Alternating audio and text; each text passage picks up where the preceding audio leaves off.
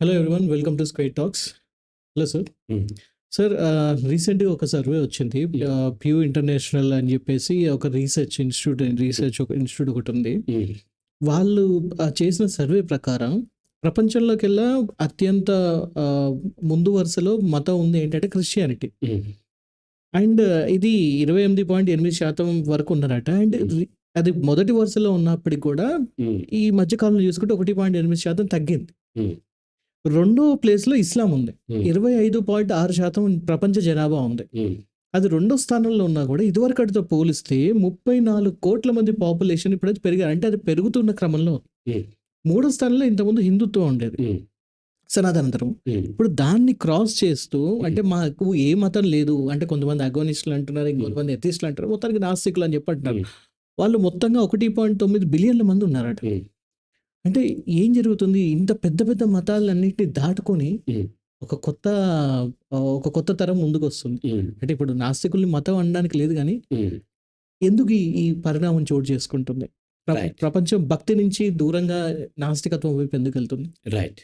So, అంటే popular మతాల్ని మాత్రం వీళ్ళు సర్వే చేస్తూ ఉంటారు. సర్వే కూడా కొన్ని లిమిటేషన్స్ ఉంటాయి. హ్మ్. సర్వేలో రకరకాల సైకలాజికల్లీ హాలో ఎఫెక్ట్ అని రకరకాల ఇబ్బందులుంటాయి. యాహ్! సో, అన్ని చోట్లకి వెళ్ళలేరు వీళ్ళు. హుహు. కొన్ని కొన్ని ప్రాంతాలకే వెళ్ళగలరు. వాళ్ళు తీసుకునే శాంపిల్స్‌ని బట్టి వీటిని బట్టి ఉంటది. హ్మ్. ఈ ప్రపంచంలో రైట్ నౌ దాదాపుగా 4,000 మతాలున్నాయి. హ్మ్. రైట్? ఒక్కొక్క మతంలో మళ్ళీ వేల శాఖలున్నాయి. హ్మ్. ఒక హిందూ మతంలోనే 12,000 శాఖలున్నాయి. ఓకే. ఈ శాఖల్లో అనేక శాఖలు మళ్ళీ వాళ్ళకి హిందూ మతం అనే పేరు కూడా తెలీదు. హ్మ్. కొంతమంది మేము హిందూ మతం కాదని కూడా వాళ్ళు కూడా ఉంటారు. సపోజ్ లింగాయతులు లాంటి వాళ్ళు మేము హిందువులం కాదంటారు. ఓకే. స్టిల్ సర్వేలో వాళ్ళకొక లిమిటేషన్ ఉంటది. కొన్ని క్వెషన్‌లు రెడీ చేసుకుంటారు. రెడీ చేసుకొని దాని ప్రకారం వాళ్ళు చేసి సర్వే ఇస్తూ ఉంటారు. ఇది అక్యురేట్ సర్వే అవ్వటానికి అవకాశం అయినప్పటికీ కొంతవరకు ప్రపంచం యొక్క మూడ్‌నైతే తెలియజేస్తుంది. ఓకే. రైట్? గతంలో కూడా క్రిస్టియన్స్ యొక్క పాపులేషన్ ఎక్కువే ఉంది. క్రిస్టియానిటీ ఏ మతమైనా హుహు. మతానికి రకరకాల స్టేజెస్ ఉంటాయి. యంగ్ అండ్ మిడిల్ ఏజ్, ఆ తర్వాత ఓల్డ్ ఏజ్ ఓల్డ్. ఇట్లా ఉంటుంది. ఓకే. ఒక మతం ఎంతవరకైతే రిజిడ్‌గా ఉందో, మతం స్ప్రెడ్ అవ్వటం కష్టం. ఓకే. క్రిస్టియానిటీ చాలా దుర్మార్గంగా ఉండేది హుహు. గతంలో. ఓకే. చాలా దుర్మార్గంగా ఉండి హత్యలు ఇటువంటియన్నీ సైంటిఫిక్‌గా భూమి గుండ్రంగా ఉన్నది అన్న వాళ్ళని చంపేయటం. హుహు. భూకేంద్రకంగా భూమి కేంద్రకంగా ఉన్న సిద్ధాంతాన్ని కాదని సూర్యుడి చుట్టూ భూమి తిరుగుతుందన్న వాళ్ళని తగలబెట్టటము, సజీవంగా దహనం చేయటము. ఇంత దారుణంగా ఉండేది. ఓకే. అక్కడి నుంచి ఎప్పుడైతే క్రిస్టియానిటీ వ్యాపారం చేసుకుంటూ బయటకు వెళ్ళాల్సొచ్చిందో, హుహు. మతాన్ని దేనికి వాడతారు? మతానికి, దేవుడికి సంబంధం లేదు. ఓకే. దేవుడికి మతం ఉంటది కదా! హ్మ్. ఇంతమంది దేవుళ్ళుంటారు. వాళ్ళ వాళ్ళ మతాల్ని సృష్టించుకొని కొట్టుకోమని చెప్పరు కదా దేవుళ్ళైతే. అవును. ఇప్పుడు సపోజ్ హిందువులను సృష్టించిన దేవుడు పాకిస్తాన్‌లో వదిలేసి పాకిస్తాన్‌లో అల్లా సృష్టించడం జరగదు కదా! దేవుడు ఉంటే ఒక్కడే ఉంటాడు. హ్మ్. అందరిని సృష్టించింది ఒకే దేవుడుంటాడు. ఓకే. కొంతమంది మాత్రం తన పిల్లలు, కొంతమంది వేరే దేవుడి పిల్లలు అట్లా ఉండరు కదా! రాజకీయ నాయకులకు ఉన్నట్టు ఉండరు కదా! సో, మతానికినూను గాడ్‌కి ఏ విధమైన సంబంధం లేదు. మతాన్ని సామాన్యులు, కామన్ మ్యాన్ మతం దేవుడి యొక్క వే అనుకుంటూ ఉంటారు. కాదు. మతం దేవుడి పేరు చెప్పి చేసే వ్యాపారం, మోసం ఉంటుంది. ఓకే. సో, ఎలా మనం చెప్తున్నాము అంటే, ఏదన్నా ఒక యూనివర్సల్‌ది ఉందనుకోండి, అది అన్ని చోట్ల ఉంటది. ఉదాహరణకి ఓ పాజిటివ్ బ్లడ్ గ్రూప్ అమెరికాలో ఉంటది, ఆఫ్రికా ఉంటది, ఆస్ట్రేలియా ఉంటది, అండమాన్ నికోబార్ దీవుల్లో గూడా ఉంటది. ఓహ్! అది మొత్తం వరల్డ్ మొత్తం స్ప్రెడ్ అయి ఉంటది. హ్మ్. భాష అలా కాదు. తెలుగు భాష ఆంధ్ర, తెలంగాణ స్టేట్స్‌లో ఎక్కువుంది. తమిళనాడు ఎళ్తే తమిళ్ ఉంది, కర్ణాటక ఎళ్తే కన్నడ ఉంది, ఒరిస్సా ఎళ్తే ఒరియా ఉంది, కొరియా వెళ్తే కొరియన్ లాంగ్వేజెస్ ఉంది. ఎందుకు ఆ ప్రాంతానికి పరిమితమైందంటే, అక్కడున్న మనుషులు దాన్ని ప్రాక్టీస్‌లో కల్చరల్‌గా డెవలప్ అయిందది. ఎప్పుడైతే కల్చరల్లీ డెవలప్ అయిందో అది ఆ ప్రాంతానికి లిమిట్ అయింది. ఓకే. అలా గాకుండా యూనివర్సల్‌గా నేచురల్‌గా వచ్చిందైతే మొత్తం ఒకటే ఉంటది. ఇప్పుడు చెట్లు కార్బన్ డయాక్సైడ్‌ని తీసుకొని ఆక్సిజన్ విడుదల చేస్తూ ఉంటాయి. ఆహారం తయారు చేసుకునేది సూర్యరశ్మితో. హ్మ్. రైట్? అదెక్కడైనా అంతే. అమెరికా అయినా, ఆఫ్రికా అయినా, ఆస్ట్రేలియా అయినా ఆఫ్ఘనిస్తాన్ అయినా ఎక్కడైనా అంతే 1000 ఇయర్స్ బిఫోర్ అంటే 1000 ఇయర్స్ తర్వాత కూడా అంతే. మనుషులు, జంతువులు, పక్షులు ఆక్సిజన్ పీల్చి కార్బన్ డయాక్సైడ్ ఇది ఎక్కడైనా ఉంటుంది. అవును. కానీ మతం అలా లేదు. మతం ప్రాంతం నుంచి వచ్చింది. ఓకే. ప్రాంతం నుంచి వచ్చిందంటే దాని అర్థం ఏంటంటే కల్చరల్లీ వచ్చింది. మతం అనేది ఒక కల్చర్. కొన్ని ప్రాంతాల్లో కొంతమంది ప్రాక్టీస్ చేస్తున్న ఆచారాల నుంచి, వాళ్ళ విశ్వాసాల నుంచి మతం వస్తది. అది కొంత స్ప్రెడ్ అవుతూ ఉండొచ్చు. తెలుగు మనం మన తమిళనాడులో ఉన్నటువంటి అదేంటి కోయంబత్తూర్ వెళ్ళినా కొంతమంది తెలుగు మాట్లాడుతూ ఉంటారు. అవును. అలాగే ఇండియన్స్ మనకి ఈ వెస్ట్ ఇండీస్ దీవుల దగ్గర ఉన్నటువంటి ట్రినిడా అనేది ఉంటే అవి అక్కడ ఉంటారు. ఫిలిప్పీన్స్ దగ్గర ఏదో దీవులో ఎక్కువ హిందీ అక్కడ మెజారిటీ పీపుల్ హిందీ మాట్లాడతారు. అవును. హిందువులు ఉంటారు, ఇండియన్స్ ఉంటారు. కాబట్టి స్ప్రెడ్ అవటం వేరు. కానీ అది పుట్టినటువంటి ప్రాంతంలో ఎక్కువ డెన్సిటీతోనే ఉంటుంది. వాస్తవం. రైట్? అలాగే మతం కూడా మనుషుల ఆలోచనల నుంచి పుట్టిందే. దీనికి దేవుడికి ఏమీ సంబంధం లేదు. అక్కడున్న మనుషులు ఇది దేవుడితో సంబంధించిందని విశ్వసిస్తూ ఉన్నారు. అంటే కొంతమంది ఏమంటారంటే అక్కడ దేవుడు ప్రత్యక్షమయ్యాడు, మాకిది చెప్పాడు, ఇలా చేయాలి, అలా చేయాలని అని చెప్తూ ఫాలో అవుతున్నాం. అని చెప్తూ అండ్ అక్కడ కొన్ని విగ్రహాలు ఉంటాయి, విగ్రహాలు. స్వయంభూ ఉంటాయి అని చెప్పి అంటూ దేవుడు ఇప్పుడు సపోజ్ హిందూ దేవుళ్ళు ఎవరైనా సరే మనకి తిరుపతిలోను లేకపోతేనేమో కాళహస్తిలోను లేదా కర్ణాటకలో కొన్ని ప్రాంతాల్లోను బెంగాల్లోను అలాగే కాశ్మీర్లోను మొన్న మనకి ఇక్కడ కూడా అయితే బెల్చుస్తాన్లో కూడా ఒక దేవాలయం ఉంది అమ్మవారిది. Yeah. ఇక్కడ వెలిసినటువంటి దేవుడు అమెరికన్స్ని ఈ దేవుడు అమెరికన్స్ని ఎవరు సృష్టించారు? ఈ దేవుడా వేరే దేవుడా? ఈ దేవుడే సృష్టించాలి, వేరే మార్గం లేదు కదా. దేవుడే. అవును. అమెరికాలో ఎందుకు వెలవలేదు? కాలిఫోర్నియాలో ఒక అమ్మాయి కల్లోకి వచ్చి ఆ కొండ మీద నేను వెలుస్తున్నాను, నాకు ఒక గుడి కట్టమని ఎందుకు చెప్పలేదు? మెడగాస్కర్లో ఒక అబ్బాయి కల్లోకి వచ్చి అక్కడ గృహలో నేనున్నాను, అక్కడ పూజలు చేయమని ఎందుకు చెప్పలేదు? రైట్. చెప్తాడు కదా. గాడ్ వెళ్ళలేడా? విశ్వం మొత్తం సృష్టించినటువంటి గాడ్, పాలపుంతల్ని మొత్తం సృష్టించినటువంటి గాడ్ వెళ్ళగలుగుతాడు కదా. అది హిందూ గాడ్ అయినా లేకపోతే అల్లా ఇక్కడికి వచ్చి హిందువుల దేవాలయంలో హిందువులకి కళ్ళలోకి వచ్చి ఇలా ప్రాక్టీస్ చేయండి అని చెప్పొచ్చు కదా. లేకపోతే జీసస్ వచ్చి శ్రీలంకలో ఎవరికో చెప్పొచ్చు కదా. అక్కడ మాత్రమే ఎందుకు వచ్చిందంటే అక్కడ ఉన్న అనేక కారణాల చేత వాళ్ళు అది ఏర్పరచుకున్నారు తప్ప దీనికి గాడ్కి సంబంధం లేదు. ఓకే. గాడ్ ఎగ్జిస్ట్ అయ్యాడా లేదా పక్కన పెట్టాడు. మతాలు చెప్పేటువంటి గాడ్, ఎందుకంటే గాడ్ ఉంటే ఒక్కరే ఉంటారు కదా. ఏ మతమైనా ఒకడే ఉంటాడు. వేరే మతాలకి వేరే గాడ్ కింద ఇట్లా రకరకాల ఇన్ని రకాల వేల గాడ్స్ కింద ఉండాల్సిన అవసరం దేవుడికి అయితే లేదు. రైట్. మతాలు సృష్టించి కొట్టుకోమని దేవుడు చెప్తాడా? చెప్పాల్సిన అవకాశం అయితే లేదు. అంటే ఈ మతాలన్నీ కూడా భాషలు ఎలా పుట్టినాయో అలా పుట్టినటువంటివే. అలా పుట్టిన తర్వాత అది స్ప్రెడ్ అయ్యే క్రమంలో మతం అంటే ఎక్కడి నుంచి ఏర్పడితే ఒక బిలీఫ్ సిస్టమ్. మీరు మతం అంటే మనకు ఒక మతికి ఒకటి చెందింది, నా మతికి మీ మతికి నా మతికి ఒకటి చెందింది.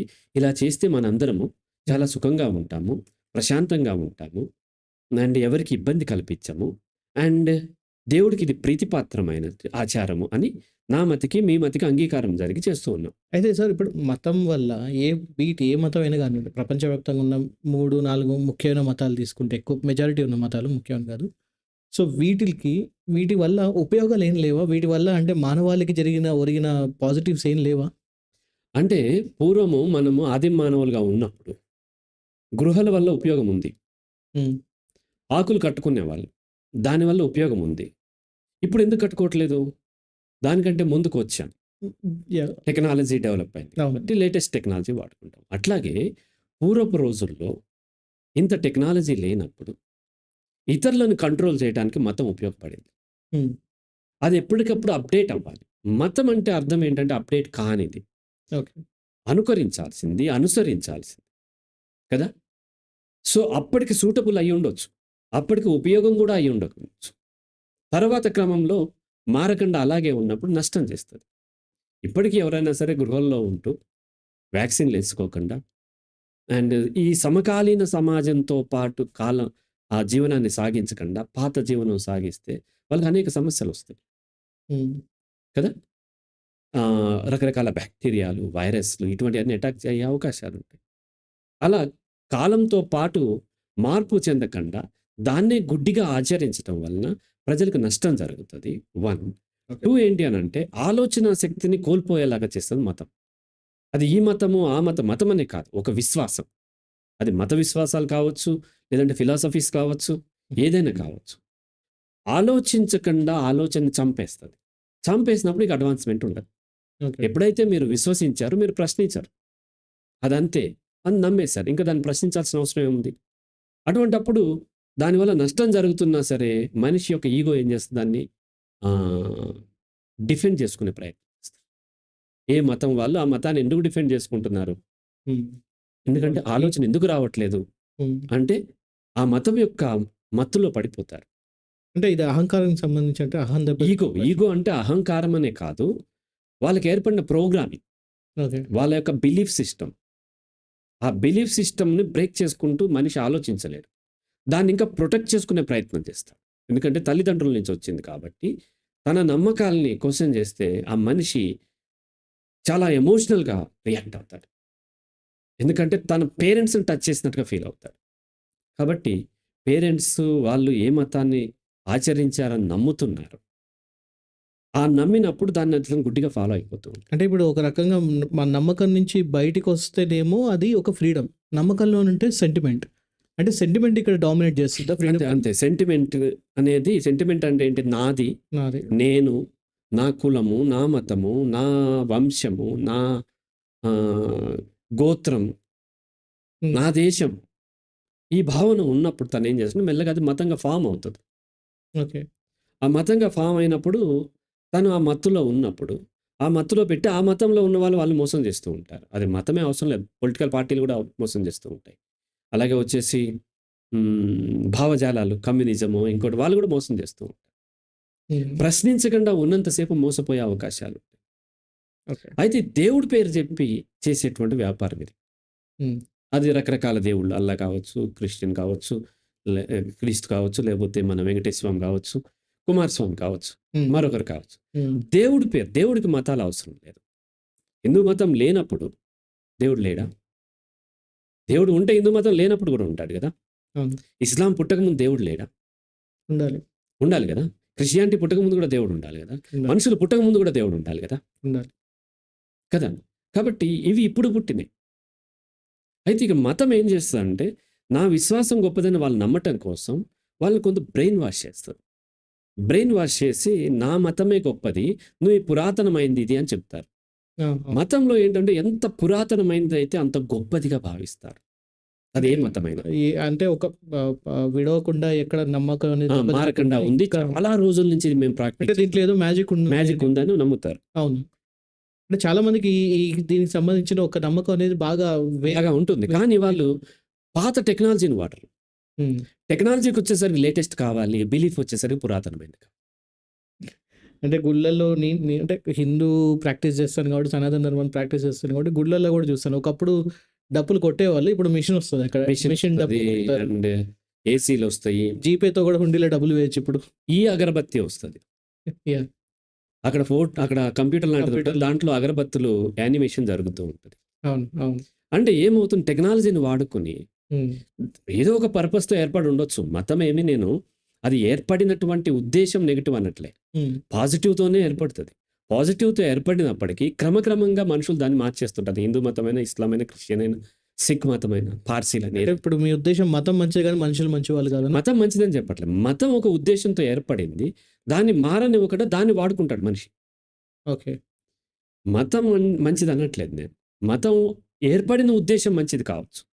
దాన్ని అలాగే కంటిన్యూ అయితే మనుషులకి నష్టం అంటే జరుగుతుంది. చాలామంది ఏం చెప్తారంటే మా మతం శాంతిని ఈ బోధిస్తుంది. భూమి మీద ఏ మతం హింసను బోధిస్తుందని చెప్తున్నారు? ఒక హ్మ్. మతం పేరు చెప్పండి. అంటే ప్రతి వాళ్ళు ఎదుటి వారి మతాన్ని ఎదుటి గురించి మతాలు మాత్రమే హింసను హింసని బోధిస్తాయి. మా మతం ఒకటే మంచిదని అంటారు. అవును. ఈ భూమి మీద ఇన్ని వేల మతాలున్న ఏ మతము కూడా మా మతం చెడ్డది. మేము హింసను ప్రేరేపిస్తాము. మనుషుల్ని నాశనం చేస్తామని క్లెయిమ్ చేసుకునే మతం లేదు. హ్మ్. కదా! సో, వాళ్ళేం నమ్ముతారంటే మా మతం మంచిదే. చెబుతారు అదే చెప్తారు. ఈ మతం వలన హింస జరగదు. మతం వలన మానవాళంతా మంచిగుంటారని ప్రతి మతం చెప్తది. అవును. ఎదుటి మతం వల్లే నష్టం జరుగుతుందని ప్రతి మతం చెప్తది. క్లెయిమ్ చేస్తది. కానీ ఈ భూమి మీద జరిగిన పెద్ద పెద్ద యుద్ధాలన్నీ కూడా మతస్థులే చేసినటువంటివి. రైట్? ఈ గొడవలు, యుద్ధాలు, ఇన్ని పెద్ద పెద్ద యుద్ధాలన్నీ మతంలో జరిగింది. దేవుడిని నమ్మే వాళ్ళే చేసింది కదా! అవును. సో, ఇంత ప్రాణ నష్టం జరిగింది అక్కడి నుంచే వచ్చింది. కాబట్టి యాక్చువల్లీ ఎగ్జిస్టెన్షలిస్ట్‌గా నేనేం చెప్తానంటే, ఈ రకరకాల ఫిలాసఫీస్ ఉంటాయి. హ్మ్. కొన్ని ఫిలాసఫీస్ ఏంటి అనంటే, ప్రీ మోడర్నైజేషన్ ఫిలాసఫీస్ అంటారు. ఓకే. ఆ ప్రీ మోడర్నైజేషన్ ఫిలాసఫీస్ ఏం నమ్ముతాయంటే, ఏదో ఒక శక్తి ఉంది. ఆ శక్తి నడిపిస్తుంది. ఆ శక్తి దేవుడో ఏదో భావించి, ఆ శక్తిని మనం ఇంప్రెస్ చేయటం ద్వారా, శక్తిని ప్రార్థించటం ద్వారా, శక్తికి పూజించటం ద్వారా, శక్తిని నమాజ్ చేయటం ద్వారా, ప్రసన్నం చేసుకొని బెనిఫిట్లు పొందాలి, హ్మ్. పొందొచ్చు అనేది నమ్ముతూ ఉంటుంది. హ్మ్. ఇవన్నీ ముఖ్యంగా మత విశ్వాసాలు. వాళ్ళు విశ్వాసంతో ఉంటారు. వాళ్ళు లాజికల్లీ థింక్ చేయరు. వీలైనంత వరకు పెద్దలు చెప్పిన దానికి అంటే ఎవరు సబ్జెక్టివ్‌గా చూస్తుంటారు. ఎవరు చెప్పారు అన్న దాన్ని బట్టి వాళ్ళు విలువిస్తూ ఉంటారు. ఓకే. ఏ బుక్‌లో రాసింది అన్న దాన్ని బట్టి విలువిస్తూ ఉంటారు. లాజికల్లీ క్వెషన్ చేయరు. ఓకే. ఇది ప్రీ మోడర్నైజేషన్ ఫిలాసఫీ. తర్వాత మోడర్నైజేషన్ ఫిలాసఫీస్ అంటారు. అంటే సైన్స్ అభివృద్ధి చెందింది. ఓకే. చక్రాలు వచ్చినాయి, మంట వచ్చింది, ఎలక్ట్రిసిటీ వచ్చింది, కంప్యూటర్ వచ్చిన తర్వాత కొన్ని ఫిలాసఫీస్ వచ్చినాయి. హ్మ్. అవే థీజం, హ్మ్. రేషనలిజం, కమ్యూనిజం హ్మ్. ఇటువంటివి కొన్ని వచ్చినాయి. హ్మ్. వీళ్ళు శక్తిని నమ్మట్లేదు. అంతా భౌతికమైంది. భౌతికంగా మనం పని చేస్తే రిజల్ట్స్ వస్తుందని నమ్మి కొంత జరిగింది. మొదట ప్రీ మోడర్నైజేషన్ ఫిలాసఫీస్ నమ్మినటువంటి అన్నీ కూడా ఎన్నో యుద్ధాలు జరిగినాయి. వాళ్ళ ఒక దేవుడిని నమ్మిన వాళ్ళు ఇంకో దేవుడిని నమ్మక కొట్లాడుకొని కొన్ని కోట్ల ప్రాణాలు పోయినాయి. అమాయకుల ప్రాణాలు కోల్పోయారు. అవును. తర్వాత మోడర్నైజేషన్ ఫిలాసఫీస్ వచ్చిన తర్వాత కూడా ప్రపంచ యుద్ధాలు జరిగినాయి. హ్మ్. అండ్ డిక్టేటర్‌షిప్ పెరిగింది. ఈ పేరుతో కూడా అనేక యుద్ధాలు 2 ప్రపంచ యుద్ధాలు జరిగినాయి. ఇక్కడ కూడా ఆయుధాలొచ్చినాయి. అణుబాంబులేశారు. హ్మ్. మోడర్నైజేషన్ ఫిలాసఫీస్ వచ్చిన తర్వాత కూడా హ్మ్. మనిషి అనేక మంది అమాయకులు చనిపోయారు. హ్మ్. దీని తర్వాత పోస్ట్ మోడర్నైజేషన్ ఫిలాసఫీస్ వచ్చాయి. ఇప్పుడు మేము ఎగ్జిస్టెన్షియల్ మేమంతా చెప్పేది పోస్ట్ మోడర్నైజేషన్ ఫిలాసఫీస్. ఇవి వాటికి మోడర్నైజేషన్ ఫిలాసఫీస్‌లో గాని, ప్రీ మోడర్నైజేషన్ ఫిలాసఫీస్‌లో గాని సంఘానికి ఎక్కువ ఇంపార్టెన్స్ ఇస్తారు. సమాజం అంటారు. ఓకే. అక్కడ ఇండివిడ్యువల్‌కి ఇంపార్టెంట్ లేదు. ఓకే. ఇంపార్టెన్సే లేదు. ఇక్కడ ఇండివిడ్యువల్‌కి ఇంపార్టెన్స్ ఇచ్చి ఫస్ట్ ఇండివిడ్యువల్ తర్వాత సమాజం కింద చూస్తాం. ఓకే. ఈ ఎగ్జిస్టెన్షియలిజం గాని, లేకపోతే అబ్సర్డిజం, ఎసెన్షియలిజం ఇట్లా రకరకాలైనటువంటి కొత్త కొత్త ఇజమ్స్ వచ్చినాయి. ఇవి మేము చెప్పేదవి. బట్ సమాజం ఇప్పటికి కూడా majority people pre modernisation 90% more than 90% pre modernisation ఫిలాసఫీస్‌లోనే ఉన్నాయి. హ్మ్. ఇప్పటికి అదే నమ్ముతున్నారు. పోస్ట్ మోడర్నైజేషన్ ఒక 10% నాస్తికులు, కమ్యూనిస్టులు కొన్ని దేశాలు మాత్రమే. సారీ మోడర్నైజేషన్ పోస్ట్ మోడర్నైజేషన్ ఇంకా రాలేదు. ఇంకా రావడానికి చాలా టైం కొన్ని తరాలు పట్టొచ్చు. సో, కాబట్టి ఈ మతాలు అనేవి విశ్వాసంతో వస్తున్నాయి కాబట్టి, ఆ విశ్వాసం ఎప్పుడైతే బలంగా ఉందో ప్రశ్నించకపోతే ఇన్వెన్షన్ జరగవు. ఇన్వెన్షన్స్. సైంటిఫిక్ థింకింగ్ ఉండదు. సైంటిఫిక్. మతం ఎప్పుడు సైంటిఫిక్ థింకింగ్‌ని కిల్ చేస్తుంది. సైన్స్ అండ్ మతం 2 అపోజిట్ ఉంటాయి. అంటే ఇప్పుడు చాలామంది ఇక్కడ వేసే ఒక ప్రశ్న ఏంటంటే, ఇస్లామిక్ వాళ్ళు కానివ్వండి, క్రిస్టియన్‌లు కానివ్వండి, లేకపోతే హిందువులు కానివ్వండి, ఫర్ ఎగ్జాంపుల్ ఇప్పుడు హిందువులు తీసుకుంటే మా మతంలో మొదటి నుంచి కూడా విజ్ఞానం ఉంది. వేదాలున్నాయి. వేదాల్లో నుంచే ట్రిగ్నోమెట్రీ ఇదంతా వచ్చింది. స్పేస్‌ని చదివాం. ఇప్పుడు చెప్పే వీళ్ళకన్నా కూడా ముందే మేము సూర్యుడి చుట్టూ భూమి తిరుగుతుందని చెప్పి వాళ్ళంటారు. ఖురాన్‌లో కూడా కొన్ని ఉన్నాయని చెప్పి అంటారు. వీళ్ళు ఇస్లాం నమ్ముకునే వాళ్ళు కూడా కొన్ని సైంటిస్టులు ఉన్నారంటారు. అండ్ క్రిస్టియన్ సంబంధించిన వాళ్ళు కూడా బల్బ్ కనిపెట్టింది మా వాళ్ళే, కరెంట్ కనిపెట్టింది మా వాళ్ళే, వీళ్ళందరూ కూడా క్రిస్టియన్సే. వాళ్ళు ఫాలో కూడా అవుతారు అని చెప్పి అంటారు. సో, ఇన్వెన్షన్స్ అనేది జరిగింది కదా అని చెప్పి అంటే వాళ్ళ పర్సెప్షన్‌లో వచ్చే ఒక ప్రశ్న మీకు వేస్తున్నాను. ఇన్వెన్షన్ సైంటిఫిక్‌గా ఒకవేళ అతను మతస్థుడు అయ్యుండొచ్చు. అది హిందూ కావచ్చు, క్రిస్టియన్ కావచ్చు, ముస్లిం కంట్రీస్ కావచ్చు. వాళ్ళు హ్మ్. ముస్లిం ఇస్లామిక్ ఫాలో అయ్యేవాళ్ళు కావచ్చు. ఫాలో అవ్వటం వల్ల ఇన్వెన్షన్ జరిగిందా? బట్ సైంటిఫిక్ థింకింగ్ వల్ల ఇన్వెన్షన్ జరిగిందా? సైంటిఫిక్ థింకింగ్ వల్ల సైంటిఫిక్ ఇన్వెన్షన్ థింకింగ్. జరిగింది. మతం వల్ల ఇన్వెన్షన్ జరగలేదు. సైంటిఫిక్ థింకింగ్ వల్ల ఇన్వెన్షన్ జరిగింది. సైంటిఫిక్ థింకింగ్ వల్ల మతము అప్డేట్ చేసుకొని దాన్ని అడాప్ట్ చేసుకుంటది. సైంటిఫిక్ థింకింగ్‌ని సైంటిఫిక్ థింకింగ్ వల్ల అప్డేట్ అయిన టెక్నాలజీ ఉంటది కదా! ఈ టెక్నాలజీని మతం అడాప్ట్ చేసుకుంటది. ఓకే. రైట్? ఏమిట్రా నీ బోడి సైన్స్ గొప్పతనం. హ్మ్. నా మతంలో అదుంది, ఇదుంది అని చెప్తూ ఉంటారు. కళ్ళజోడు పెట్టుకొని, మైక్ పట్టుకొని, ఏసీ వస్తుంటది. పెద్ద పెద్ద లైట్స్. కెమెరాస్. ఆ కెమెరా షూట్ చేస్తుంటే, దాన్ని డిజిటల్‌గా మార్చి శాటిలైట్‌కెళ్తే, అక్కడి నుంచి మన ఎల్ఈడీలోనే పెద్దగా కనిపిస్తుంటే నోరెళ్ళ పెట్టుకొని చూసి నా మతంలో అన్నీ ఉన్నాయని అన్ని మతాల వాళ్ళు నమ్ముతున్నారు. అవును. నిజంగా మతం ఉన్నట్లయితే ఈ కళ్ళజోడు విసిరి పడేయాలి. మైక్ లేకుండా ఎక్కడో మాట్లాడితే హైదరాబాద్లో ఉన్న హరిరాఘవ్ వినిపించాలి. చెబుతారు, అందరూ చెప్తారు. ఒక మతం అని అన్ని మతాలు అంతే క్లైమ్ చేస్తున్నాయి. హ్మ్. రైట్? అవును. నమ్మకం వలన ఏది కూడా ఇన్వెన్షన్ జరగలేదు. ఇప్పుడు సపోజ్ మనకు తెలిసినట్లయితే ఇస్రో సైంటిస్టులు ఒక రాకెట్ ప్రయోగం చేస్తారు. దాన్ని తీసుకొచ్చి దేవుడి దగ్గర పెడతారు. అది వాళ్ళ వ్యక్తిగతమైన విశ్వాసం. ఓకే. దానికి అనేక కారణాలు ఉంటాయి.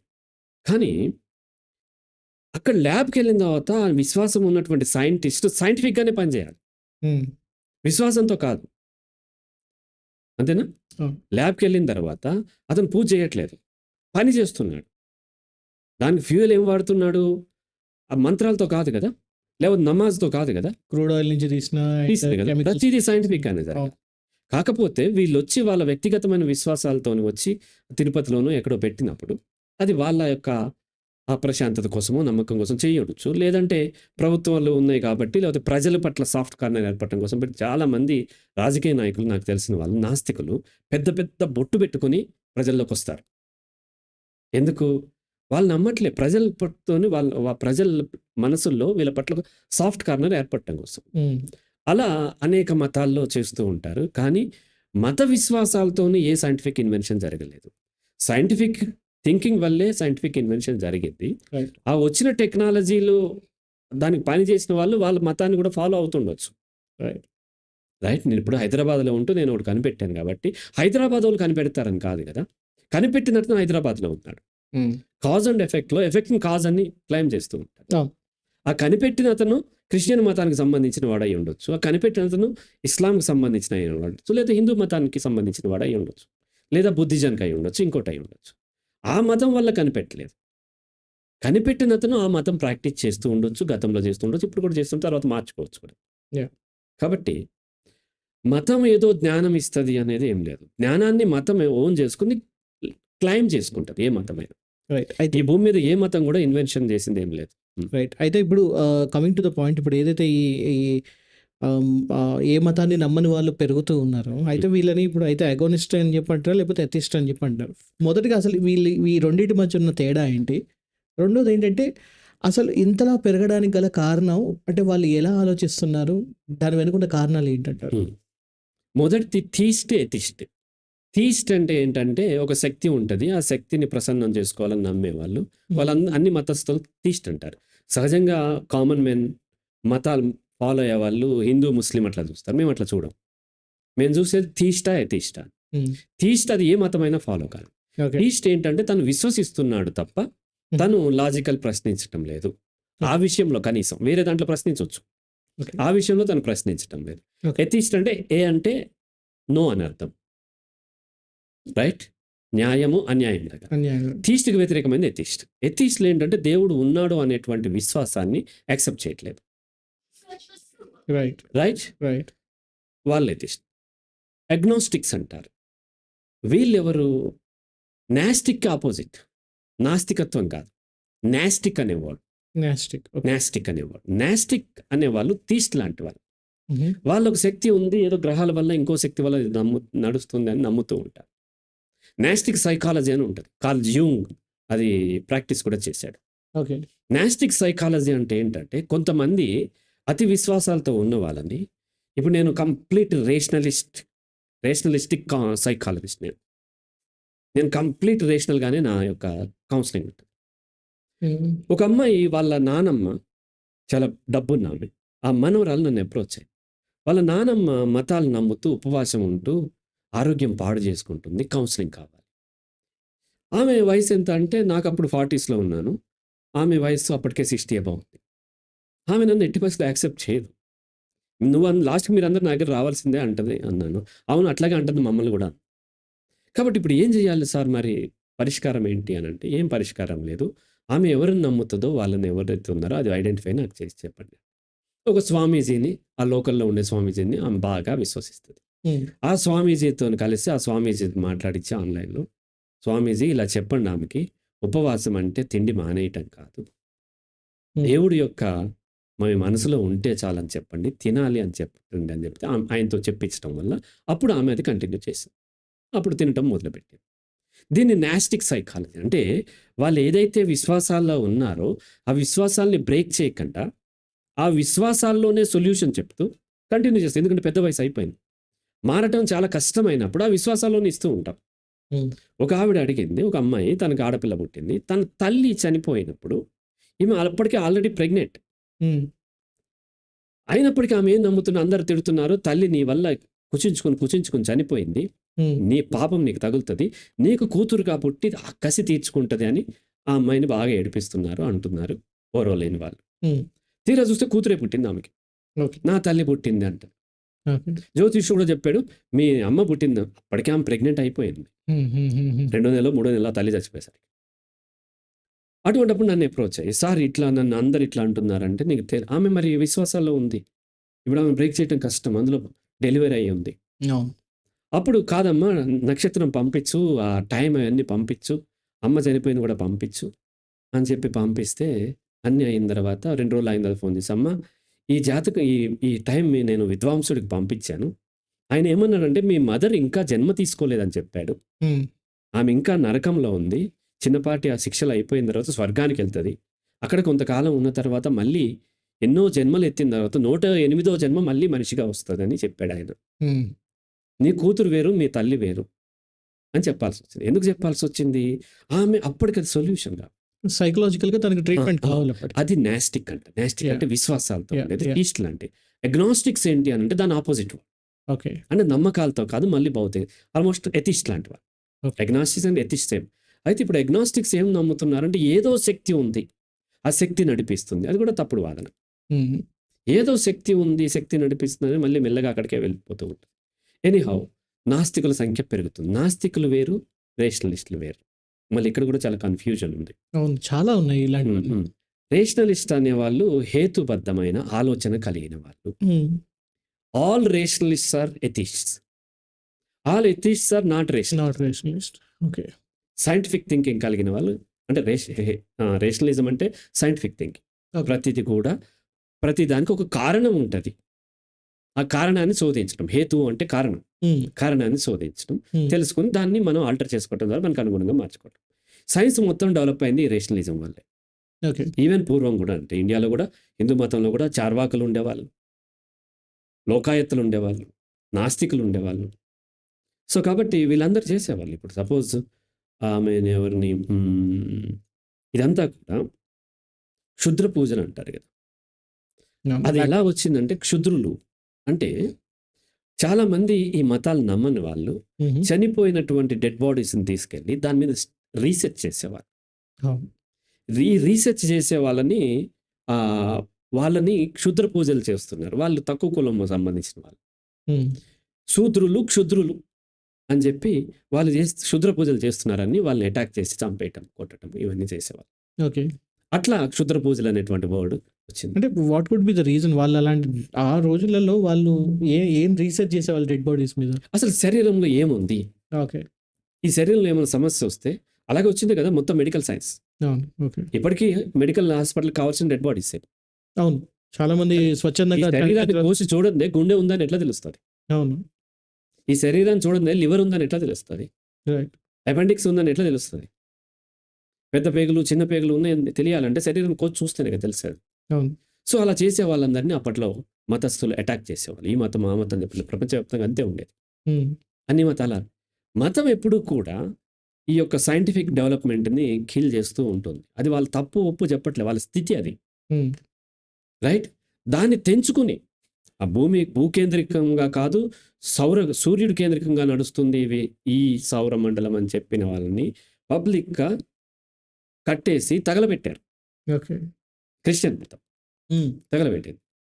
ఇట్లా ఎక్కడైతే ఆళ్ళకి సైన్స్ అవేం తెలీదు. వాళ్ళకి మతానికి విరుద్ధంగా చేస్తున్నారు అంటే చాలు. ఆ మతం అటాక్ చేస్తది. హ్మ్. ఏ మతమైనా. ఎట్లాంటి మతమైనా.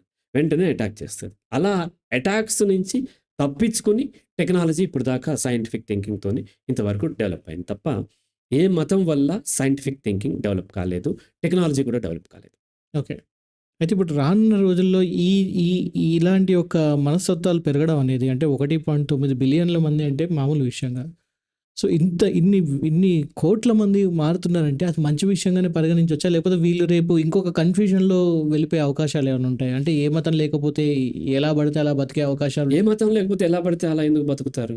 హ్మ్. మతాలు ఉంటేనే ఎలా పడితే అలా బ్రతుకుతారు. ఎందుకంటే తప్పు చేసిన వాడిని దేవుడు క్షమిస్తాడు. లేకపోతే దేవుడికి పూజ చేస్తే నా తప్పులు క్షమిస్తాడు, పాపాలు క్షమించబడతాయి అన్నప్పుడు పాపం చేసే ధైర్యం వస్తది గదా! అవును. కదా! హ్మ్. సో, ఇప్పుడు మీరు ఒక జైలుకెళ్ళండి. అది ఏ మతమైనా కానీ, ఏ దేశంలో జైలుకెళ్ళండి. జైల్‌లో మెజారిటీ పీపుల్ దేవుడిని నమ్మేవాళ్ళే. మరి ఎలా పడితే వాళ్ళు జీవించకూడదు కదా! అవును. మతము నువ్వు చేసేటువంటి పాపాన్ని జస్టిఫై చేసి దానికి ఒక డిఫెండ్ చేసుకునే మెకానిజం ఇస్తుంది. రైట్. అంతే తప్ప మతం లేనంత మాత్రాన ఎలా పడితే అలా జీవించడం ఉండదు. హ్మ్. ఇదొక విశ్వాసం. అన్ని మతాలు ఏం చేస్తాయంటే మతం లేకపోతే ఇష్టం వచ్చినట్టుగా బ్రతుకుతూ ఉంటారు మనుషులు. అవును. సో, మతం వలన ఇంకా అదేంటి నేను చెప్తాను కదా! అమెరికాలో ఎక్కువ రేప్ కేసులు రిజిస్టర్ అవుతున్నాయి. అరబిక్ కంట్రీస్‌లో రిజిస్టర్ కావట్లేదు. అంటే అరబ్ కంట్రీస్‌లో రేపులు లేవని కాదు. బయటికి రావు. అది నార్మల్ అయిపోతుంది. నార్మల్ అయిపోయింది. మ్యారిటల్ రేప్స్ ఉంటాయి మనకి. అదంతా హ్మ్. నార్మల్ అయిపోతుంది. హ్మ్. అలాగే మతం కొన్ని నేరాలని నార్మల్ చేసేసి అది నేరం కింద చూడదు. రైట్? కాబట్టే సతీ సహగమనం జరిగింది కదా! అవును. కారణం ఏదైనా కానీ నువ్వు ప్రొటెక్ట్ చేయలేకపోతున్నావు కాబట్టి అమ్మాయిని చంపేయటం అనేది అనైతికమైంది కదా! లాజికల్లీ. హ్మ్. మతాల్లో లేవు. బ్రిటిషోళ్ళు వచ్చిన తర్వాత వచ్చింది. లేకపోతే ముస్లిమ్స్ వచ్చిన తర్వాత వచ్చిందని ఏదో చెప్తూ ఉంటారు మతాలు. పాండురాజుకి 2 భార్యలు. కుంతీదేవి ఇంకో ఆమె ఉంటది. ఆమె పాండురాజుతో పాటు సతీ అయిపోయింది ఆమె. చనిపోయింది. ఓకే. రైట్? డిఫెండ్ చేసుకోవడానికి బోలెడన్ని చెప్తూ ఉంటా. నేను ఒక మతాన్ని అనట్లేదు. ఏ మతంలో అయినా అంతే ఉంటుంది. సో, కాబట్టి ఈ ఆచారాలు వచ్చినప్పుడు ఆ ఆచారాల్లో అలా చేయటం అనైతికమైంది. మానవ హక్కుల్ని హరించటము అనేది ఆలోచన రానివ్వకుండా చేసిందేంటి? విశ్వాసం. హ్మ్. ఎప్పుడైతే ఆ ఆలోచన వస్తదో వాడు ఎదిరిస్తాడు. ఇప్పుడు కులాలన్నీ కూడా ఇంతకుముందు అలా పడి ఉండేవి. అంటరాని వారిగా కొంతమందిని ఈ దేశంలో ట్రీట్ చేశారు కుల వివక్షతోని. ఇతర దేశాల్లో వేరే వివక్షలు కూడా ఉండొచ్చు. నేను అన్ని దేశాలు మంచి ఇండియా ఒకటే, హిందూ మతం ఒకటే చెడ్డదని చెప్పట్లేదు. ఆ ఆచారాల్లో వాళ్ళు నమ్మారు. వివక్ష చూపిచ్చే వాళ్ళకి వాళ్ళు వివక్ష చూపిస్తున్నామని అర్థం కాలేదు. హ్మ్. వివక్షకు గురయ్యే వాళ్ళకి కూడా అర్థం కాలేదు. రైట్. ఎప్పుడైతే వాళ్ళకి ఐడియా వచ్చిందో వాడు ఎదిరిస్తాడు కాబట్టి, ఆ ఐడియా రానివ్వకుండా కర్మ సిద్ధాంతమో ఇంకోటో చెప్తూ ఉంటారు. ఓకే. అలా చెప్పటం వలన ఏమైంది? అది రాలేదు. అలా ప్రతి మతం ఏం చేస్తదంటే మభ్యపెడతది. నేను మనుషులు చెప్పట్లేదు. హ్మ్. మతము ఏం చేస్తదంటే మభ్యపెడతది. మతాన్ని తీసుకొని మనిషి మభ్యపెడతాడు. అయితే ఇప్పుడు ఒక రకంగా చూసుకుంటే అంటే కొంచెం ఒక 1.8% తగ్గినప్పటికి కూడా ఇప్పటికి మొదటి స్థానంలో క్రిస్టియానిటీ ఉంది. హ్మ్.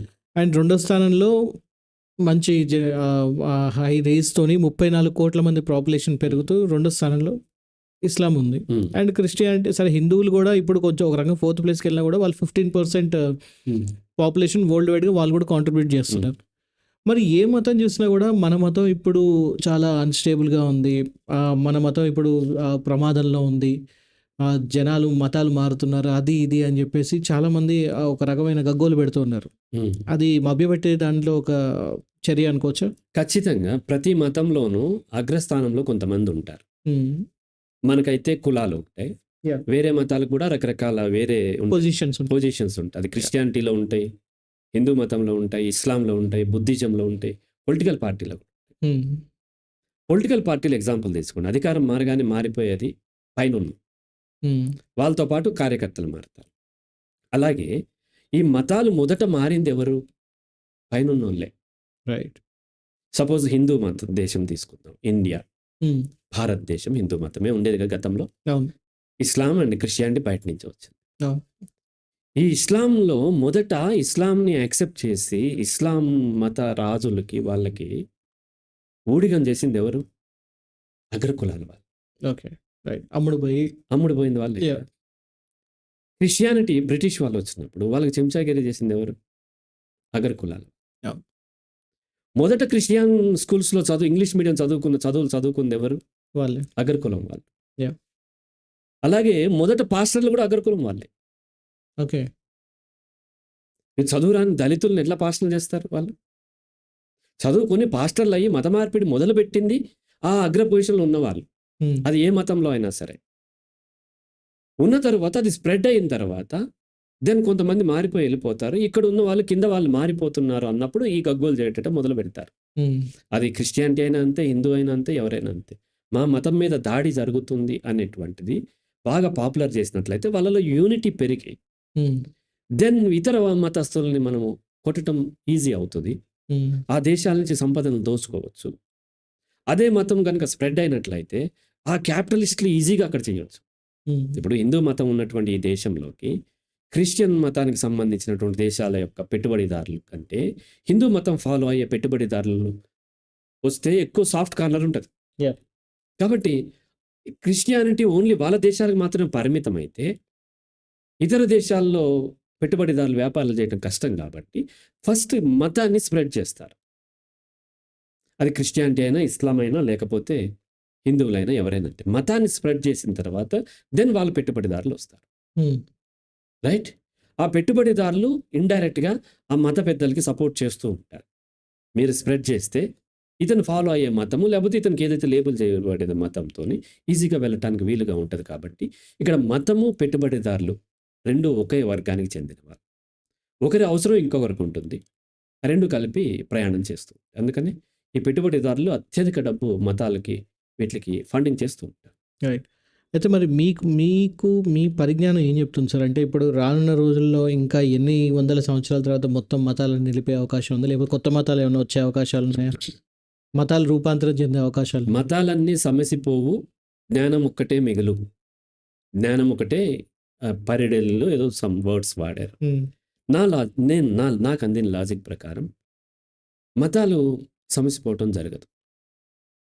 భూమి ఉన్నంతకాలం మతాలు ఉంటాయి. ఓకే. కొన్ని మతాలు చనిపోతాయి, కొత్త మతాలు వస్తూ ఉంటాయి. ఓకే. 4000 మతాలు ఉన్నాయి ఇప్పుడు. ఎన్నో వేల మతాలు చనిపోయినాయి, కొత్త మతం మంచిదని చెప్పట్లేదు. నేను మంచిదా చెడ్డదా చెప్పట్లేదు. మతాలు ఉంటాయా ఉండవా చెప్తున్నాను. ఎందుకంటే హ్యూమన్ సైకాలజీ ఆధారంగా చేసుకుని నేను చెప్పేది ఏంటంటే మతాలు ఉంటాయి, మతాలు పెరుగుతాయి, కొత్త మతాలు పుడతాయి, నాస్తికత్వం పెరుగుతుంది, ఆ నాస్తికత్వం మరొక మతంగా మారుతుంది. అన్ని మతాలు ఎగ్జిస్ట్ అయినటువంటి మతాన్ని ఎదురిస్తూ వచ్చినవే కదా. ప్రతి మతం అలాగే వచ్చింది కదా. బుద్ధిజం ఎదిరించి వచ్చిందే మతంగా మారింది. తర్వాత దాంట్లో రకరకాల మతాలు. హిందూయిజంలో కూడా అంతే కదా. ఆయన ఎవరికి చెప్పకూడదంటే గుడి మీదకి ఎక్కి అందరికీ చెప్పాడు కదా. ఆదిశంకరాచార్యులు ఎవరు, రామానుజాచార్యులు, నాకు తెలియదు. ఇవన్నీ అక్కడ ఉన్నటువంటి దురాచారాలను ఎదురిస్తూ వచ్చినవే మతాలు. కొన్ని అవే మతం మార్చుకుని ముందుకు వెళ్ళింది, కొన్ని కొత్త మతంగా రూపొందినాయి.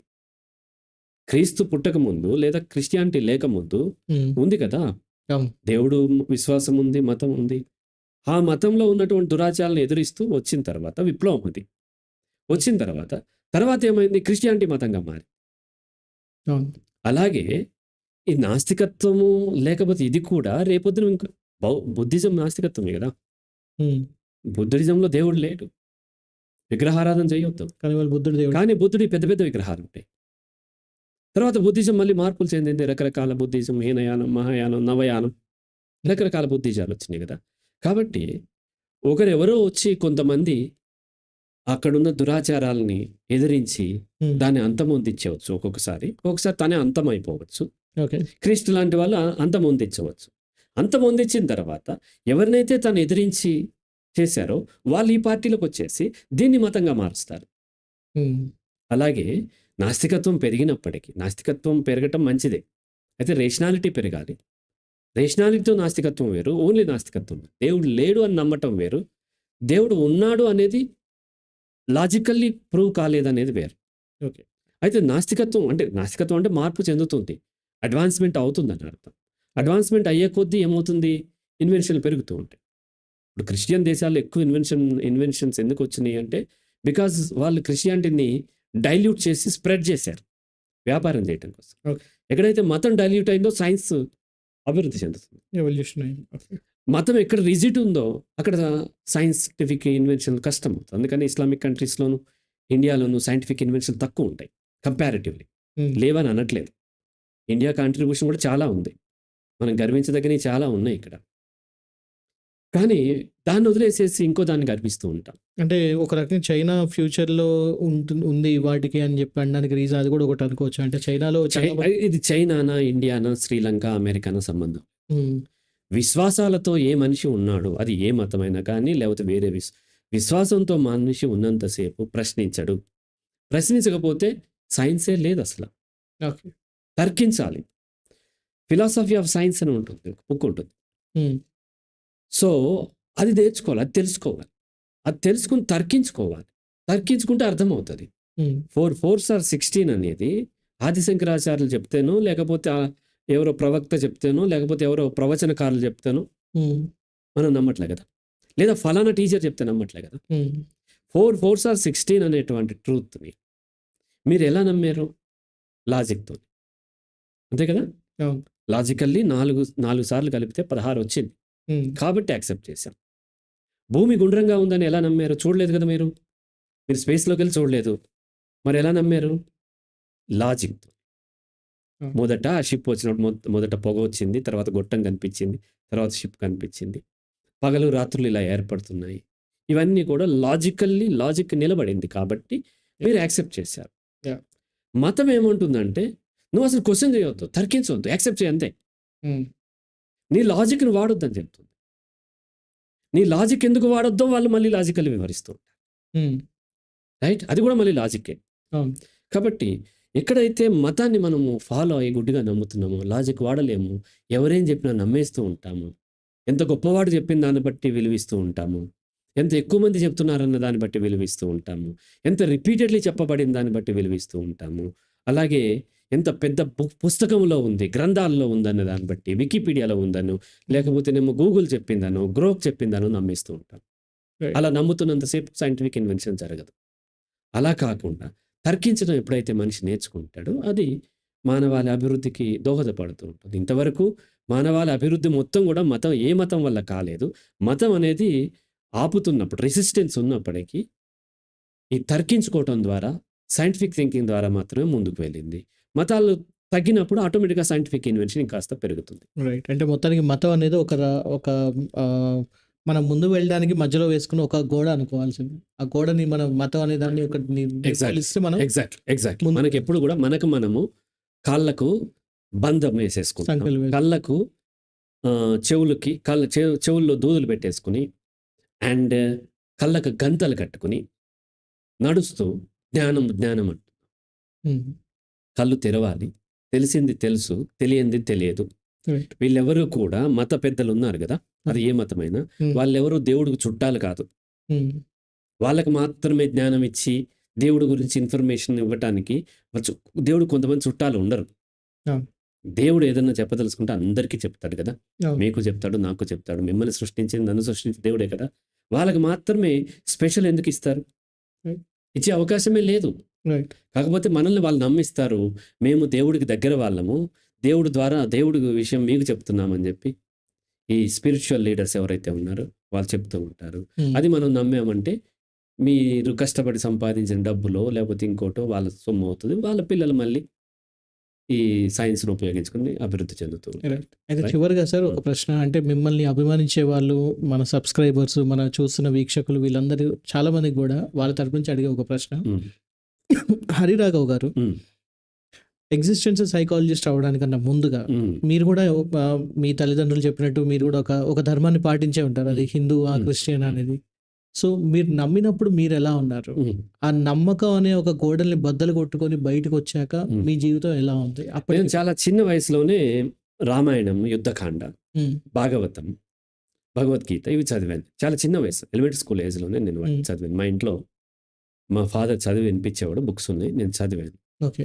చదివిన తర్వాత చదువుతున్నప్పుడే నాకు చాలా డౌట్స్ వచ్చినాయి. చాలా నమ్మేవాడిని. మదర్ పూజలు చేసేది. హ్మ్. ఆమెకు పూలు కోసుకురావటం, పక్కన కూర్చోవటం, నేను కూడా అట్లా చేయాలని అనుకునేవాడిని. అలా చేస్తే దేవుడికి ప్రీతిపాత్రుడినవుతాను. దేవుడిని ఆహ్, ప్లీజింగ్. ప్లీజింగ్ చేయటం ద్వారా పొందాలని అనుకునేవాడిని. నేను 9థ్ క్లాస్ చదువుతున్నప్పుడు మాది చాలా పెద్ద ఇల్లు. పెద్ద పెద్ద అటకలుంటాయి. అప్పుడు కొంచెం వయసు పెరిగింది, సైజ్ పెరిగాను కాబట్టి అటకెక్కాను. అటక మీద రకరకాల పుస్తకాల్లో హ్మ్. ఒక మ్యాగజైన్ చిన్న పుస్తకం ఉండేది అప్పట్లో. ఈ ప్రెస్ చేసేది ఉండేదన్నమాట. ఆ ప్రెస్‌లు ఉండేయి అప్పుడు. ఓకే. దాన్నేం ప్రెస్ అంటారు? మర్చిపోయాను. సో, 'చార్వాక' అనే పుస్తకం చదివాను. ఆ 'చార్వాక' చదివిన తర్వాత నాకు ఆలోచన మొదలైంది. అక్కడి నుంచి నేను ఇక ప్రతిదాన్ని ప్రశ్నించడం మొదలుపెట్టాను. ఓకే. ఈ అటక మీద మా చిన్నాన్న తెప్పించుకున్న పాత మ్యాగజైన్ అది. ఆ మ్యాగజైన్ ఇన్సిడెంటల్లీ నేను చదవటం వలన నాలో ఆలోచన రేకెత్తించింది. అలాగే 'రేపు' అని పి. నరసింహారావు అనుకుంటే, సి. నరసింహారావు అని ఆయన హుహు. అప్పట్లో ఒక సైకాలజీ గురించి ఒక బుక్ 'రేపు' అని ఒక మ్యాగజైన్‌ని ఆయన పబ్లిష్ చేసేవాడు. ఓకే. విజయవాడ నుంచో ఎక్కడి నుంచో. అది కూడా చదివాను. అప్పుడు నాకు సైకాలజీ మీద ఇంట్రెస్ట్ కలిగింది. తర్వాత నేను సైకాలజీ చదివిన తర్వాత ఆయనకి నాకు కాన్ఫ్లిక్ట్ వచ్చింది. ఫేస్‌బుక్‌లో కూడా ఆయన నన్ను బ్లాక్ చేసుకొని వెళ్ళిపోయారు. That is different. సో, ఆ 'చార్వాక' అనే పుస్తకం నాలో హేతుబద్ధమైన ఆలోచనని రేపింది. అప్పటి నుంచి క్రమంగా నేను వ్యతిరేకిస్తూ వచ్చాను.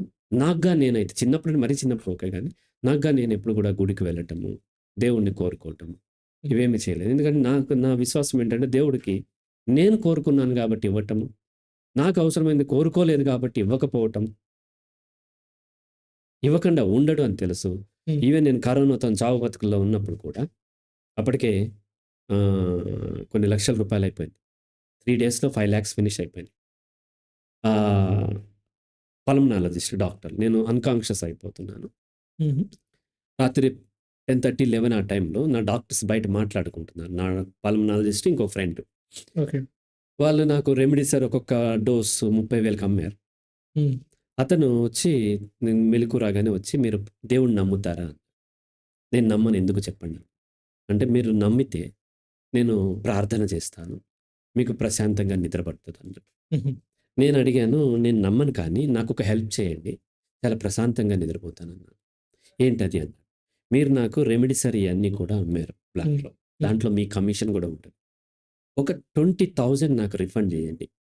నేను ప్రశాంతంగా పడుకుంటా." అంటే తిట్టుకుంటూ వెళ్ళిపోయాడు. అంటే దేవుడు అతనికేమన్నా చుట్టమా? కాదు. అతని రికమెండేషన్ విని నాకు హెల్ప్ చేస్తాడా? అది కూడా చావు బతుకుల్లో ఉన్న వ్యక్తి దగ్గర బ్లాక్‌లో అన్నన్ని లక్షలు కొట్టేసిన దుర్మార్గుడిని, హుహు. ఆ ప్రాక్టీస్ చేసిన అతన్ని అతను రికమెండేషన్ విని దేవుడు నాకు చేస్తాడా? చేయదలుచుకుంటే డైరెక్ట్‌గా చేస్తాడు గదా! ఆ! నా విశ్వాసం ఏంటంటే, దేవుడు ఉంటే పూజ చేయక్కర్లేదు. దేవుడు ఉంటే నమాజ్ చేయక్కర్లేదు. దేవుడు ఉంటే ప్రార్థన చేయక్కర్లేదు. దేవుడు పేరు మీద చెప్తున్న ఈ మతాలు చేస్తున్న అన్నీ కూడా దైవ వ్యతిరేక చర్యలు. దేవుడికి వ్యతిరేకం. హ్మ్. నేను దేవుడిని వ్యతిరేకించట్లే. దేవుడి మీద చేసేటువంటి మోసాలు, వ్యాపారాలను వ్యతిరేకిస్తున్నాను. దేవుడు ఉన్నాడో లేదో నాకు తెలీదు. నాకు అనవసరం. తెలుసుకోవాల్సిన అవసరం గూడా నాకు లేదు. ఆ! దేవుడు ఉంటే హరి రాఘవన్ ముందు తీసుకుపోయి స్వర్గం నరకాలంటే స్వర్గంలో ఏస్తాడు. ఒక్కసారి గూడా నన్ను కాకాపట్టే ప్రయత్నం చేయలేదు. ఒక్కసారి గూడా నాకు లంచం ఇచ్చే ప్రయత్నం చేయలేదు. హ్మ్. తనకి ఉన్న టైం అంతా కూడా తను నిజాయితీగా తన పని, తన క్లయింట్స్ కోసం చేస్తున్నాడు. క్లయింట్‌లోనే తన దేవుడిని చూసుకున్నాడు. కాబట్టి ఇంతకంటే దేవుడికి ఇష్టమైనది ఏముంటది? హ్మ్. ఇంకా నేను ఏ పూజ చేయాలి? ఏ ప్రార్థన చేయాలి? ఏ నమాజ్ చేయాలి? ఏ ప్రాక్టీస్ చేయాలి? ఏ క్షేత్రానికెళ్తే ఇంత ఇంత పాజిటివ్ దేవుడికి ఇష్టమైన వాడిని అవుతాను? హ్మ్. కాబట్టి నాకు తెలుసు నేను చేసే పని దేవుడు లేకపోయినా బెనిఫిట్ అవుతది. దేవుడు ఒకవేళ దేవుడు అనేవాడు ఒకడు ఉండే హ్మ్. అవకాశం లేదని నా విశ్వాసం. ఒకవేళ ఉన్నా హ్మ్. దేవుడికి అదే ఇష్టమవుతది. అది కాకుండా ఈ మతాలు చేసేవన్నీ కూడా దైవ వ్యతిరేకమైనవి. ఇవన్నీ దెయ్యం యొక్క లక్షణాలు.